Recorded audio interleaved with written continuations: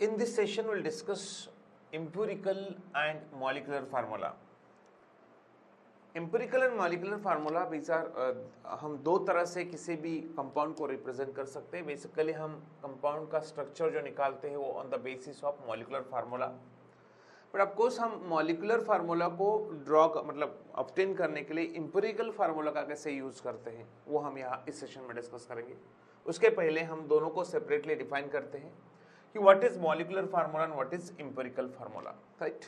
सो molecular फार्मूले का मतलब होगा it gives the actual number of each element in molecule. Actual number of each element in molecule ये हमको देगा मॉलिक्यूलर फार्मूला. सो एम्पिरिकल फार्मूला क्या होगा तो हमको समझेंगे. एम्पिरिकल फार्मूला का मतलब होगा it shows relative number of atoms in its simplest ratio. मतलब relative atoms in simplest ratio हमें एम्पिरिकल फार्मूला देगा. लेकिन actual number of each element in molecule is given by the molecular formula.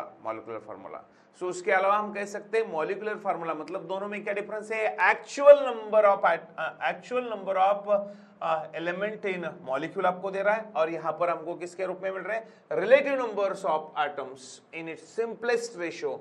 These are two different things, right? Actual and relative. हमें relative कहाँ से मिल रहे तो empirical formula से. Actual कहाँ मिल रहे तो हमें मॉलिक्यूलर फार्मूला से. फिर मॉलिक्यूलर फार्मूला हमें क्या बेसिक इंफॉर्मेशन देता है. मॉलिक्यूलर फार्मूला हमें बेसिक इंफॉर्मेशन मतलब टू इंपॉर्टेंट इंफॉर्मेशन हम we can drawn from molecular formula. The two information are number one the relative number of each type of atom in molecule. मतलब कितने type के atoms molecule में है, कितने types के right atoms है. और दूसरा the total number of atoms of each element in molecule. मतलब कितने टाइप्स के एटम हैं जिससे मॉलिक्यूल बना है और ईच टाइप के एटम में कितना नंबर है. जैसे फॉर एग्जांपल अभी इसको समझने के लिए सिंपल से पहले मॉलिक्यूलर फार्मूला पर ट्रेस करते फिर उस पर एम्पिरिकल फार्मूला पर जाएंगे. हमने कहा कि molecular formula gives us information about relative number of each type of atom in molecule and the total of atoms of each element in molecule. का मतलब क्या होगा. जैसे मैंने कहा वाटर तो पहला क्या है relative number of each type of atom in molecule का मतलब मैं कहूंगा वाटर में क्या क्या है तो मैं कहूंगा basically it having hydrogen and oxygen. इसमें क्या क्या है हाइड्रोजन ऑक्सीजन. मतलब पहला समझ गया कि relative number of each type of atom in molecule तो मैंने कहा हाइड्रोजन एंड ऑक्सीजन क्या है एटम प्रेजेंट है वाटर मॉलिक्यूल में. मतलब इतने दो एलिमेंट्स मतलब water made up of hydrogen and oxygen. जिसमें मैं कह सकता हूं हाइड्रोजन के कितने नंबर है 2 नंबर है. हाइड्रोजन के एटम के 2 नंबर है और ऑक्सीजन के एटम का 1 नंबर है. मतलब एक्चुअल रेशियो ऑफ एटम्स कितना है actual ratio. So actual ratio क्या है actual ratio is equal to 2:1. कैसा है 2:1. उसी तरह से दूसरा एग्जांपल अगर मैंने लिया H2SO4 तो पता है H2SO4 में मैं कहूंगा H2SO4 composed of hydrogen sulphur and oxygen. Hydrogen sulphur and oxygen. So hydrogen के 2 एटम हैं, सल्फर का 1 एटम है और ऑक्सीजन के कितने हैं 4 एटम हैं. इसका मतलब होगा कि सल्फ्यूरिक एसिड किससे बना हुआ है hydrogen sulphur and oxygen atom को कंबाइन करके बना है. उसमें हाइड्रोजन के 2 एटम हैं, सल्फर का 1 एटम है और ऑक्सीजन के 4 एटम है. और उसका अगर मैं रियल एक्चुअल रेशियो निकालूं तो रेशियो होता है 2:1:4. 2:1:4. Then we can go for basically हम चलते नेक्स्ट मॉलिक्यूल ग्लूकोज C6H12O6. ये ग्लूकोज है. ग्लूकोज में अगर हम देखते तो ग्लूकोज में कौन से एलिमेंट प्रेजेंट है कार्बन है हाइड्रोजन है ऑक्सीजन है. कार्बन हाइड्रोजन ऑक्सीजन से बना है. जिसमें हम कह सकते हैं कार्बन का कितने कार्बन है 6 कार्बन है. हाइड्रोजन कितने हैं 12 हाइड्रोजन है और ऑक्सीजन भी कितने हैं 6. मतलब हम इनमें एक्चुअल रेशियो क्या बोल सकते हैं 6:12:6. ये रेशियो होगा actual ratio of element present in glucose. मतलब हम इससे क्या पता कर रहे हैं कि कौन से एलिमेंट प्रेजेंट है और उनका नंबर क्या होगा. विच एलिमेंट्स बेसिकली मतलब किस एलिमेंट से वो पर्टिकुलर मॉलिक्यूल बना है और उस मॉलिक्यूल में वो पर्टिकुलर एलिमेंट कितने नंबर में प्रेजेंट है। ये जो इंफॉर्मेशन है, ये इंफॉर्मेशन हमें कहां से मिलती है, मॉलिक्यूलर फार्मूला से। इसलिए हमने कहा it gives the actual number of each element in molecule, it gives the actual number of element in each atoms of each element is basically called as molecular formula। इसे क्या कहते हैं हम, molecular formula कहते हैं। तो यहां से हमने इस तरह से मॉलिकुलर फार्मूला से हमें पता चल रहा है कि कौन सा एटम है, मतलब कितने एलिमेंट प्रेजेंट है और कितने नंबर में वो प्रेजेंट है, वो हमें पता चल रहा है और उनका हमने एक्चुअल रेशियो कैलकुलेट किया। अब इंपेरिकल फार्मूला मतलब बेसिकली क्या, तो हमने कहा था इंपेरिकल फार्मूला का मतलब होगा it shows the relative number of items in its simplest ratio. तो मतलब क्या होता है, जैसे फॉर एग्जांपल हम कंसीडर करते हैं, फॉर एग्जांपल हमने सपोज एग्जांपल लिया C2H6, सिंपल C2H6 का एग्जांपल लेते हैं सपोज। तो आपको C2H6 के मैं कहूंगा कि क्या क्या प्रेजेंट है, आपको सिंपलेस्ट मतलब इनका एक्चुअल रेशियो क्या होगा, 2:6। सो एक्चुअल रेशियो लेते हैं इसका, actual ratio. So actual ratio क्या है, एक्चुअल रेशियो इनमें 2:, मतलब यहां पर अगर लेते हैं 2:6, जिसको मैं सिंपलेस्ट रेशियो में कैसे कन्वर्ट कर दूंगा, सिंपलेस्ट रेशियो रहेगा, रेशियो इज इक्वल टू 1:3। क्या रहेगा, 1:3। देयरफॉर इंपेरिकल फार्मूला क्या हो जाएगा इसका, इंपेरिकल हमने क्या, इंपेरिकल फार्मूला। अब इंपेरिकल फार्मूला मतलब क्या है, the number of item in its simplest ratio. Simplest ratio में क्या फार्मूला है, 1:3, मतलब कितना होगा, कार्बन 1 और हाइड्रोजन 3। इसका मतलब होगा C2H6 इसका मॉलिक्यूलर फार्मूला है, तो इसका एम्पिरिकल फार्मूला बन जाएगा CH3। क्या बन जाएगा, CH3, because it is in a simplest ratio, CH3 बन गया। दूसरा एग्जांपल ले सकते हैं, फॉर एग्जांपल हम दूसरा एग्जांपल लेंगे H2O2। अब H2O2 की बात अगर करते हैं तो एक्चुअल फार्मूला क्या हो जाएगा, एक्चुअल रेशियो क्या हो जाएगा, एक्चुअल रेशियो इज यहां पर लिखेंगे 2:2। तो सिंपलेस्ट रेशियो क्या होगा, सिंपलेस्ट रेशियो क्या हो जाएगा, सिंपलेस्ट रेशियो हो जाएगा 1:1। इसका मतलब होगा इंपेरिकल फार्मूला क्या बन जाएगा, इंपेरिकल फार्मूला यहां पर बन जाएगा इसका HO is empirical formula of hydrogen peroxide, क्योंकि उसका सिंपलेस्ट रेशियो क्या है, 1:1। Then of course take an example of glucose का एग्जांपल अगर हम लेते C6H12O6, इसका मतलब होगा एक्चुअल रेशियो क्या है, 6:12:6 है। लेकिन आपको सिंपलेस्ट रेशियो क्या होगा, सिंपलेस्ट रेशियो क्या बन जाएगा, सिंपलेस्ट रेशियो 1 से, मतलब आपको simplest whole number ratio, right, 1:2:1।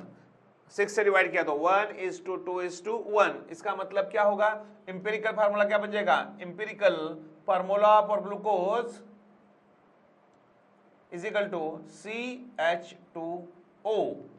CH2O, मतलब empirical formula of glucose is CH2O, where atoms of element is present in the ratio of 1:2:1। this is called as the simplest ratio। इसलिए हमने कहा it shows the relative number of atoms। देखिए relative number, हमने कहा carbon कितना है, 1 है, hydrogen कितना है, 2 है, ऑक्सीजन कितना वो है, in its relative number of atoms in its simplest ratio. तो इनके सिंपलेस्ट रेशियो में हमने उनको क्या किया, कैलकुलेट किया। तो इस तरह से हम कोरिलेट कर सकते हैं molecular formula and empirical formula. तो फिर पता करना है, सपोज हमारे पास इंपेरिकल फार्मूला है तो उससे मॉलिक्यूलर फार्मूला कैसे ड्रॉन करेंगे, तो ऑफकोर्स उसके लिए क्या रिलेशन होगा, रिलेशन बड़ा सिंपल होगा। तो of course relationship between empirical formula and molecular formula. So relation, क्या रिलेशन होगा, relation between molecular formula and empirical formula. अब क्या रिलेशन होगा, रिलेशन बड़ा सिंपल है, हम कहेंगे therefore molecular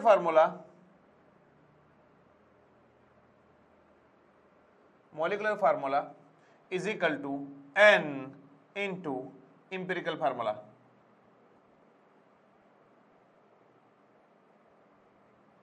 so what is n का मतलब होगा यहाँ पर n is equal to common factor, इसको हम कॉमन फैक्टर कहते हैं। कोर्स इसका मतलब होगा कि सपोज n का वैल्यू 1 होगा तो हम कहेंगे molecular formula is equal to empirical formula. जैसे इन केस ऑफ वाटर ले सकते हैं, वाटर केस में अगर वाटर मैंने लिया, सपोज यहाँ पर मैंने वाटर लिया तो वाटर क्या होगा H2O। वाटर में सिंपलेस्ट रेशियो, एक्चुअल रेशियो क्या है 2:1, सिंपलेस्ट रेशियो भी क्या रहेगा 2:1 ही रहेगा। इसका मतलब उसका एम्पिरिकल फार्मूला भी क्या रहेगा, एम्पिरिकल फार्मूला भी क्या रहेगा H2O ही रहेगा। इसका मतलब मॉलिक्यूलर फार्मूला भी H2O और एम्पिरिकल फार्मूला भी H2O, क्योंकि यहाँ पर रेशियो कैसा है, सिंपलेस्ट रेशियो और एक्चुअल रेशियो दोनों सेम है। तो इसका मतलब होगा कि इस केस में n का वैल्यू कितना रहेगा 1 रहेगा, और अगर 1 रहेगा तो इन दैट केस हम कह सकते हैं molecular formula is equal to empirical formula. Therefore n is simplest factor, common factor, उसको हम कॉमन फैक्टर भी कह सकते हैं। तो आपको कैसे कैलकुलेट करेंगे फिर इसका वैल्यू, बिकॉज सबके लिए सेम रहेगा जरूरी नहीं, तो हमें कैलकुलेट करना है। बिकॉज ये मिल गया तो मुझे मॉलिक एम्पिरिकल फार्मूला कैलकुलेट करना है, उसको n से मल्टीप्लाई करना है, तो मुझे क्या मिल जाएगा, मॉलिक्यूलर फार्मूला मिल जाएगा। चलो कमान, तो n को कैलकुलेट करते हैं। n का मतलब होता है n is equal to molecular mass upon empirical formula mass. Molecular mass upon empirical formula, या मॉलिक्यूलर फार्मूला मास आप ऐसा भी लिख सकते हैं, molecular formula mass upon empirical formula mass. ये जो रेशियो रहेगा, ये रेशियो क्या करेगा आपको n, या आप लिख सकते हैं इसको भी empirical molecular formula divided by empirical formula, ऐसा भी लिख सकते हैं। लेकिन फार्मूला बेसिकली फार्मूला बेस्ड क्या, जैसे फॉर एग्जांपल अगर मुझे ये कट करना है तो कट करके तो सिंपलीफाई करना इट्स क्वाइट डिफिकल्ट। उसे सिंपल वे से कैसे कैलकुलेट कर सकते हैं, सिंपल वे से कैलकुलेट करेंगे, मतलब दो फार्मूले हो सकते हैं इसके। आप इसको ऐसे भी लिख सकते हो, molecular formula upon empirical formula. आप इसको ऐसे भी कैलकुलेट कर सकते हो, molecular formula by empirical formula. Molecular formula लिखना है, एम्पिरिकल फार्मूला लिखना है, फिर बाकी जो कटेंगे काटना है, और उससे जो बचेगा वो उसका रहेगा। बट ऑफकोर्स यहाँ पर थोड़ा सा टीडीएस रहेगा हर बार आपको। आप कर सकते हैं सिंप्लीफाइड तरीके से, अगर करते तो होता है, लेकिन सबसे इजीएस्ट तरीका क्या है, आप इस तरह से कैलकुलेट करेंगे तो आपको कभी गलती होगी ही नहीं, और वो रहेगा मॉलिक्यूलर मास अपॉन एम्पिरिकल, या molecular formula mass upon empirical formula मास। इस तरह से आप कैलकुलेट कर सकते हो। एंड दिस इज रिलेशन, ये क्या आपका रिलेशन है, किसके बीच में का, empirical formula and molecular formula. एक एग्जांपल के तौर पर हम यहाँ पर कैलकुलेट करते हैं। फॉर एग्जांपल n को कैसे कैलकुलेट करना है, कैसे एम्पिरिकल फार्मूला को मॉलिक्यूलर फार्मूला में कंसीडर करना है, वो अभी यहाँ पर देख लेते हैं। जैसे अभी अभी हमने कहा ग्लूकोज का एग्जाम्पल लेते हैं। ग्लूकोज का एम्पिरिकल फार्मूला क्या है, एम्पिरिकल फार्मूला हमने कैलकुलेट किया CH2O, ये है उसका एम्पिरिकल फार्मूला। चलो तो इसका क्या कैलकुलेट करेंगे, अभी इसका कैलकुलेट करेंगे हम एम्पिरिकल फार्मूला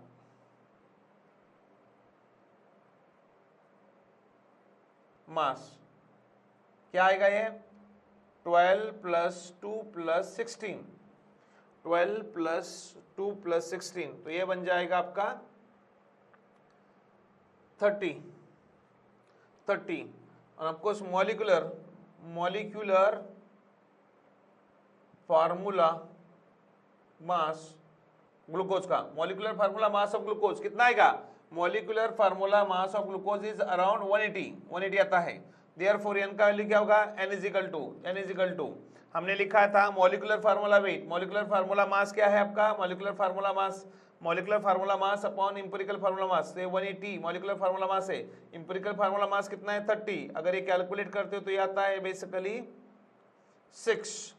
n का वैल्यू कितना आता है ग्लूकोज में, 6 आता है। देयरफॉर हम कहेंगे empirical formula, so molecular formula क्या रहेगा, molecular formula is equal to, हमारे पास रिलेशन है मॉलिक्यूलर इज इक्वल टू, अब molecular formula is equal to क्या रिलेशन है हमारे पास, n इंटू एम्पिरिकल फार्मूला। चलो तो n का वैल्यू कितना है हमारा 6 आया, 6 इंटू, अब यहाँ पर 6 इंटू, अब 6 इंटू एम्पिरिकल फार्मूला क्या है आपका CH2O। तो अब CH2O अगर कैलकुलेट करते हो तो अल्टीमेटली क्या होगा, C6H12O6। इसका मतलब molecular formula of glucose is C6H12O6। Yes, इसका मॉलिक्यूलर फार्मूला क्या है? C6H12O6 है। और इस तरह से आप किसी के लिए भी क्या कर सकते हो? कैलकुलेट कर सकते हो सिंपली। तो of course what is difference? ये आपको एक्चुअल नंबर ऑफ एटम देता है, ये आपको रिलेटिव नंबर ऑफ एटम्स है ना, सिंपलेस्ट रेशियो देता है, जिसको आप इंपेरिकल फार्मूला कहते हो। This is basically information about empirical formula and molecular formula of any chemical compound. In this session we'll discuss mole concept. Mole concept काफी important concept रहता है for calculations.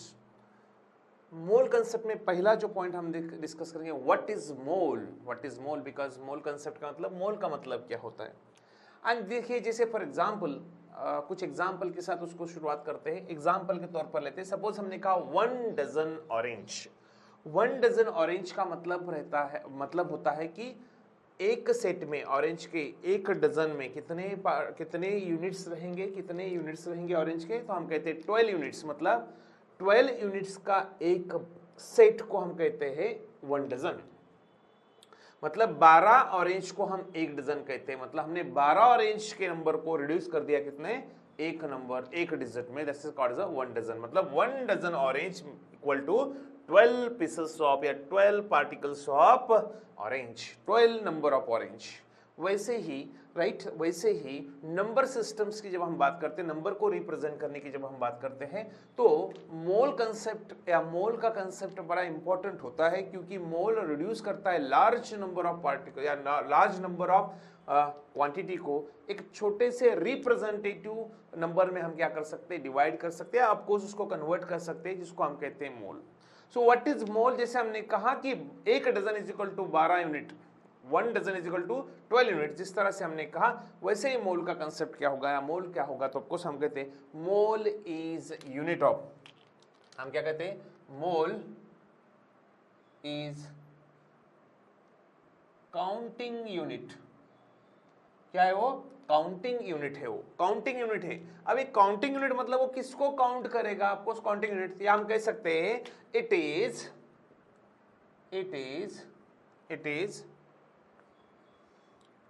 Unit of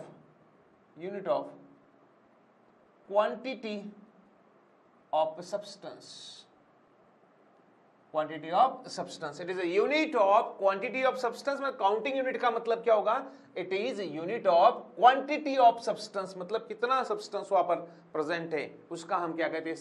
unit. मतलब हम कहते हैं mole is nothing but unit. Mole क्या है? Unit है। और कौन सा यूनिट है? काउंटिंग यूनिट है। और वो क्या काउंट करता है? Quantity of substance. क्या काउंट करता है? Quantity of substance. मतलब हम कह सकते हैं simple, collection of 6.022 into 10 to the power 23 particles. अब वो पार्टिकल एटम हो सकते हैं, मॉलिक्यूल हो सकते हैं, आयंस हो सकते हैं, कुछ भी हो सकता है। सो collection of 6.022 into 10 to the power 23 particles collectively called as mole। इसका मतलब क्या कह सकते हैं? हम कह सकते हैं 1 mole is equal to 6.022 into 10 to the power 23 particles. क्या कह सकते हैं हम? 1 mole is equal to 6.022 into 10 to the power 23 particles. मतलब कलेक्शन ऑफ इतने बड़े पार्टिकल का 6.022 into 10 to the power 23 particles का जो कलेक्शन है, उस कलेक्शन को हम कहेंगे 1 मोल। मतलब इतने बड़े नंबर को हमने किसमें कन्वर्ट कर दिया? 1 मोल में। सो collection of 6.0022 into 10 to the power 23 particles is called as mole। और of course what is this 6.022 into 10 to the power 23 को हम क्या कहते हैं? इसको कहते हैं हम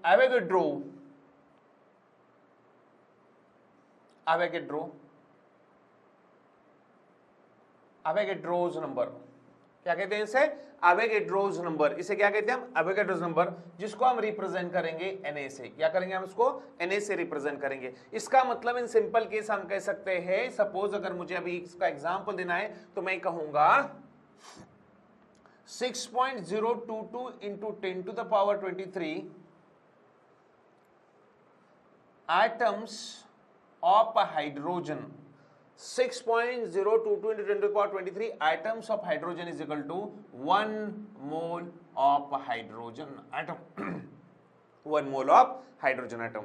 वैसे ही 6.022 into 10 to the power 23 molecules of hydrogen is equal to 1 mole of hydrogen molecule 6.022 into 10 to the power 23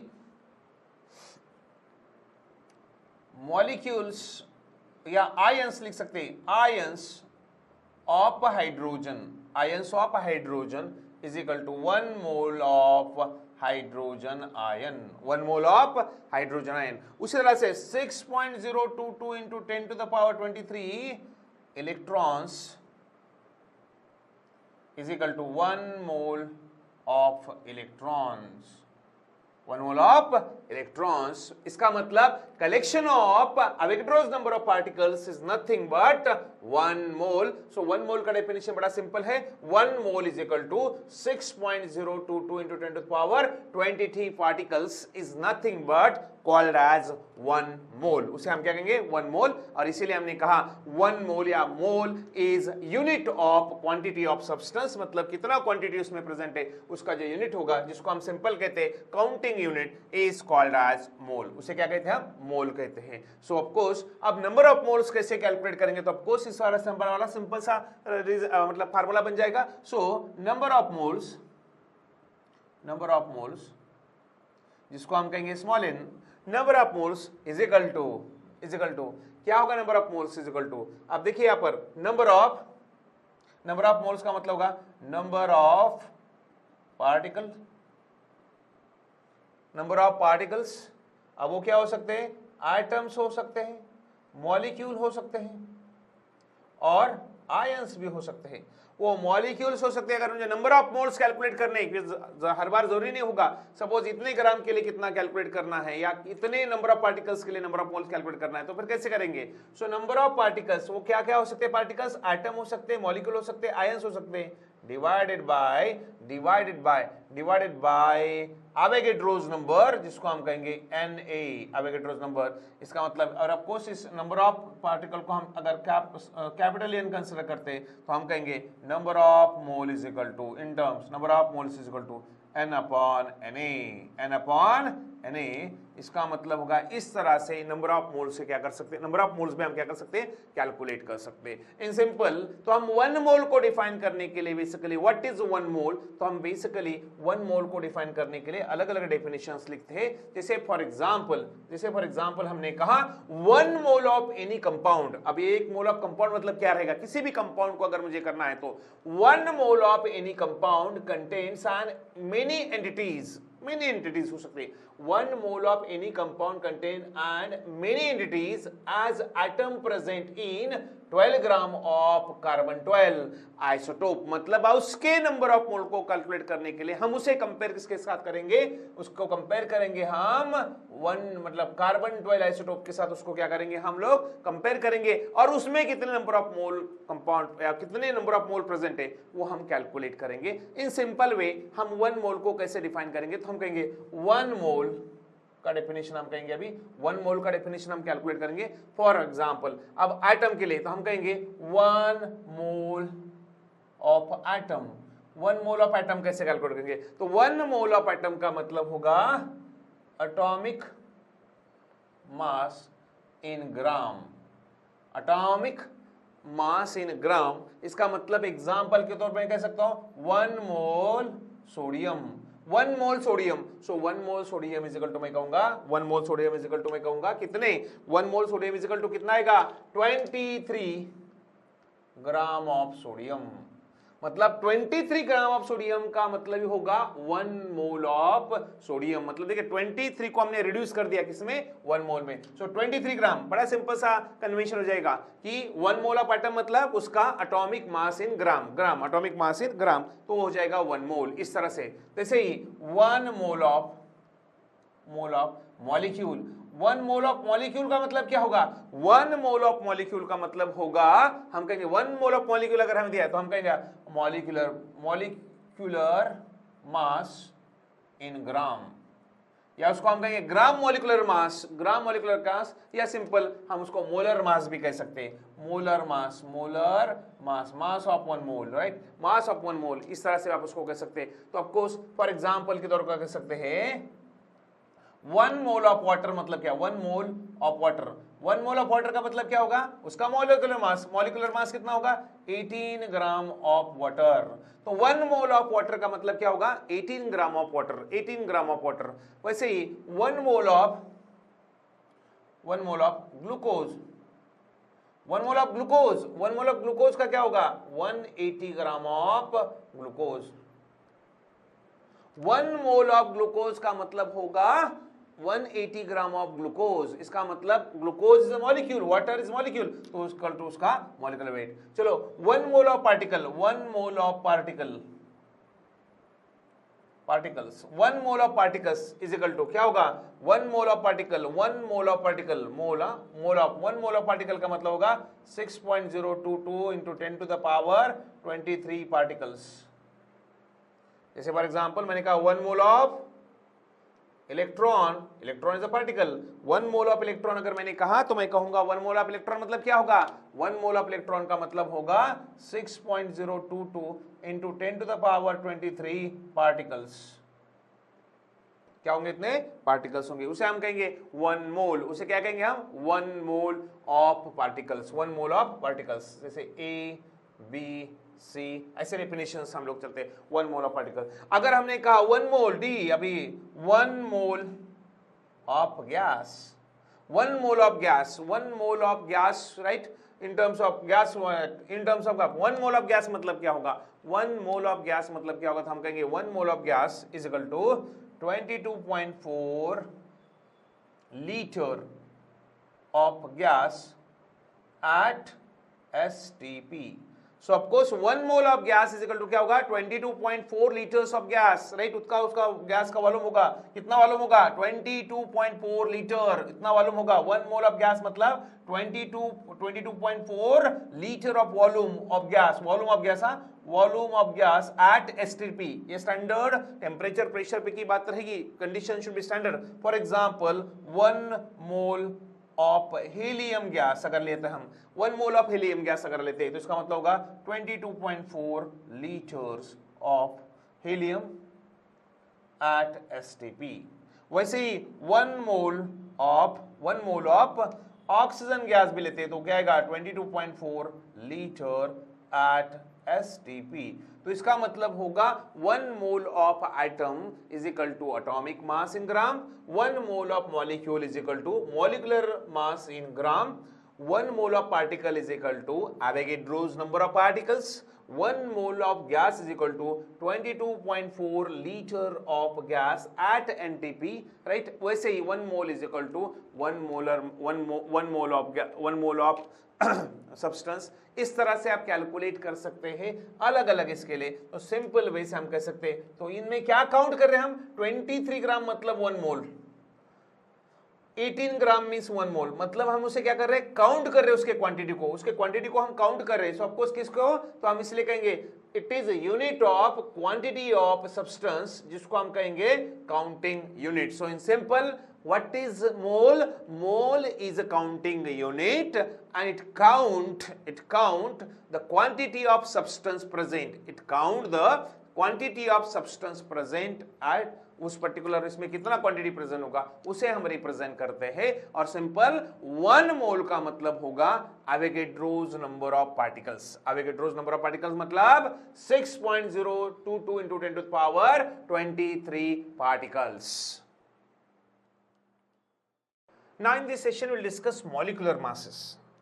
molecular mass मतलब क्या होता है, तो कुछ उसके पहले मॉलिक्यूल क्या होता है पढ़ते हैं। तो मॉलिक्यूल क्या होता है, molecule is nothing but addition of atoms, atom add होते हैं, एटम कंबाइन होते हैं और बनाते हैं मॉलिक्यूल। जैसे फॉर एग्जांपल हमने कहा वाटर का एक मॉलिक्यूल, अगर मैं कहता हूं वाटर का एक मॉलिक्यूल, तो वाटर के एक मॉलिक्यूल का मतलब होगा कि वाटर के मॉलिक्यूल में 2 hydrogen atom and 1 oxygen atom क्या हुआ, कंबाइन हुआ, तो फॉर्म होगा मॉलिक्यूल ऑफ वाटर। मतलब molecule of water is consist of 2 atoms of hydrogen and 1 atom of oxygen.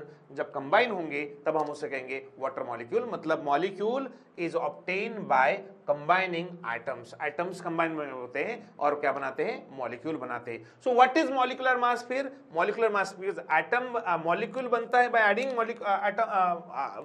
मतलब मॉलिक्यूल बनता है आपका एडिंग द एटॉमिक एटम्स। तो मॉलिक्यूलर मास क्या होगा? तो मॉलिक्यूलर मास का मतलब होगा एडिशन ऑफ एटॉमिक मासेस। तो ऑफ कोर्स इसको हम कैसे डिफाइन करेंगे? Therefore molecular mass is nothing but sum of atomic masses of all atoms present in molecule। इसका मतलब होगा molecular mass is nothing but sum of atoms या atomic masses of all atoms present in molecule. मतलब जितने atom present होंगे उनका addition जब हम करेंगे तो उसे हम कहेंगे मॉलिक्यूलर मास। इसका मतलब फॉर एग्जांपल जैसे हम एक सिंपल एग्जांपल लेते, वाटर का एग्जांपल लेते कि वाटर का मॉलिक्यूलर मास कैसे होगा, तो हम कहेंगे मॉलिक्यूलर मास ऑफ वाटर का मॉलिक्यूलर मास इक्वल टू क्या होगा? तो हम कहेंगे सम ऑफ एटॉमिक मासेस। तो कितने एटम इसमें? 2 हाइड्रोजन के एटम हैं और 1 ऑक्सीजन का एटम है। 2 हाइड्रोजन के एटम और 1 ऑक्सीजन का एटम। अब इनको क्या करना है? इनके एटॉमिक मासेस को ऐड करना है। तो ऑफ कोर्स एटॉमिक मास कितना है हाइड्रोजन का? 1 है, प्लस ऑक्सीजन का एटॉमिक मास है बेसिकली हम कहेंगे 16। तो ऑफ कोर्स ये जो आएगा वो रहेगा 18 AMU एटॉमिक मास यूनिट। तो हम कहेंगे molecular mass of water is 18 AMU because यहां पर हमने क्या किया है? एटम्स को ऐड किया है। फॉर एग्जांपल आप किसी और एग्जांपल को बेसिकली कर सकते हैं। चलो H2SO4 का निकालते हैं। So molecular mass of H2SO4 sulphuric acid का सपोज कैलकुलेट करना है। तो अब यहां पर हम कैसे करेंगे? सल्फ्यूरिक एसिड में 2 आइटम हाइड्रोजन के हैं, 1 आइटम सल्फर का है, प्लस 4 आइटम किसके हैं? ऑक्सीजन के हैं, राइट। इनको हमको ऐड करना है, उनके एटॉमिक मासेस रख देते हैं। हाइड्रोजन का एटॉमिक मास कितना है? तो 1 है। सल्फर का एटॉमिक मास 32 है और ऑफ कोर्स ऑक्सीजन के एटॉमिक मास 16 है और उसमें 4 एटम हैं। अगर इसे कंबाइन करते तो ये बनेगा 2 + 32 + 64 इज इक्वल टू 98 AMU। इसका मतलब हम कहेंगे molecular mass of sulphuric acid is 98 AMU। इस तरह से मतलब what is unit of molecular mass या मॉलिक्यूलर मास का यूनिट क्या होगा? AMU। जैसे फॉर एग्जांपल वाटर का हमने कितना कहा? 18 AMU। अगर मुझे इसको किलोग्राम में कन्वर्ट करना है तो मैं कैसे कहूंगा? 18 into 1.66 into 10 to the power -27 kilogram, या मैं कह सकता हूं 18 into 1.66 into 10 to the power -24 gram. तो मैं उसको ग्राम में भी कन्वर्ट कर सकता हूं बाय मल्टीप्लाइंग 1.66 इंटू मतलब 1 AMU is equal to 1.66 into 10 to the power -27 kilogram या फिर -24 ग्राम। तो उतने को अगर मल्टीप्लाई करते तो अल्टीमेटली वो किस में होगा? कन्वर्ट होगा किलोग्राम और ग्राम में। Then next is nothing but मतलब इस तरह से आप किसी भी कंपाउंड का क्या कर सकते हो? मॉलिक्यूलर मास कैलकुलेट कर सकते हो। सिंपली मॉलिक्यूलर मास कैलकुलेट करने के लिए सिर्फ आपको क्या करना है? उस मॉलिक्यूल में जितने एटम हैं उन सभी का एटॉमिक मासेस को क्या करना है? आपको ऐड करना है और ऐड करने के बाद जो नंबर आएगा उसे हम नाम देंगे। जैसे यहाँ पर 98 आया, जैसे यहाँ पर 18 आया, तो हमने उसको कह दिया वो क्या? उसका मॉलिक्यूलर मास है, राइट। तो of course next is nothing but इसमें इंपॉर्टेंट, अगर मुझे अभी ग्राम में कैलकुलेट करना है तो next is nothing but gram molecular mass. Gram molecular मास मतलब क्या होगा? ग्राम मॉलिक्यूलर मास का मतलब क्या होगा? तो आपको जैसे फॉर एग्जांपल हम कहेंगे gram molecular mass is equal to mass of 1 mole of mass of 1 mole of molecule। Mass of 1 mole of molecule is nothing but gram molecular mass। So mass of 1 mole of molecule is equal to mass of 1 mole of molecule is equal to क्या रहेगा, 1 mole of molecule is equal to क्या रहेगा, of course Avogadro's number Na Avogadro's number, जिसको आप कह सकते हैं 6.022 into 10 to the power 23 multiply by molecular mass in AMU। यहां पर हमने m को क्या लिखा, m का मतलब क्या, पर m का मतलब है मॉलिक्यूलर मास इन AMU। तो इसका मतलब mass of 1 mole of molecule is equal to Avogadro's number multiply by molecular mass in AMU। तो ऑफ कोर्स इसको हम ऐसा लिख सकते हैं Na into m AMU।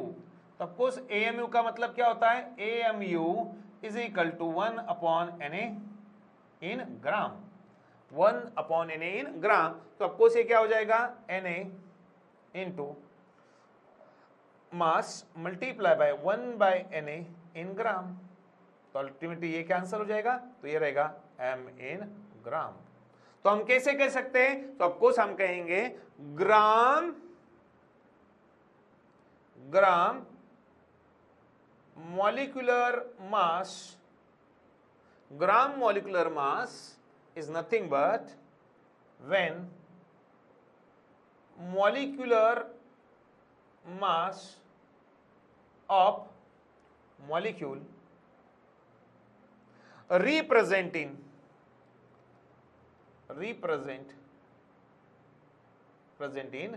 ग्राम, तब उसको हम क्या कहेंगे, ग्राम मॉलिक्यूलर मास, और simply represent in a gram called as gram molecular mass और सिंपली मोलर मास। इसको क्या कहते हैं हम, मोलर मास। मोलर मास का मतलब ही होता है gram molecular mass. Gram molecular mass is also called as molar mass, क्योंकि मोलर मास का मतलब ही होता है mass of 1 molecule. Mass of 1 molecule is called as gram molecular mass और मोलर मास याद रखना है, क्योंकि इसका यूनिट क्या हो जाएगा, ग्राम। तो ग्राम मोलर मास का मतलब होगा मॉलिक्यूलर मास। जब हम हमारे सैंपल को किसके रूप में रिप्रेजेंट करेंगे, मॉलिक्यूल के रूप में रिप्रेजेंट करेंगे। इसके लिए एग्जांपल लेते हैं, सपोज सैंपल, फिर उसका मॉलिक्यूलर मास, और दूसरा लेते हैं ग्राम मॉलिक्यूलर मास, ये लेते हैं हम लोग। सपोज फॉर एग्जांपल, सपोज मैंने लिया हाइड्रोजन मॉलिक्यूल, लिया, तो हाइड्रोजन मॉलिक्यूल का मोलर मास कितना होगा, या मॉलिक्यूलर मास या ग्राम मॉलिक्यूलर मास, और इसको कह सकते हैं और मोलर मास। यहां पर मोलर मास भी लिख देता हूं ताकि कंफ्यूजन ना हो। मोलर मास का मतलब ही क्या होता है, gram molecular mass. Gram molecular मास का मतलब ही होता है mass of 1 mole of molecule, जिसका मतलब होता है when molecular mass of molecule represent in terms of gram. जब ग्राम के रूप में करेंगे तो आपको हाइड्रोजन मॉलिक्यूल का मॉलिक्यूलर मास होता है 2 AMU, लेकिन उसका ग्राम मॉलिक्यूलर मास होता है 2 ग्राम। कितना होता है, 2 ग्राम, राइट, 2 ग्राम।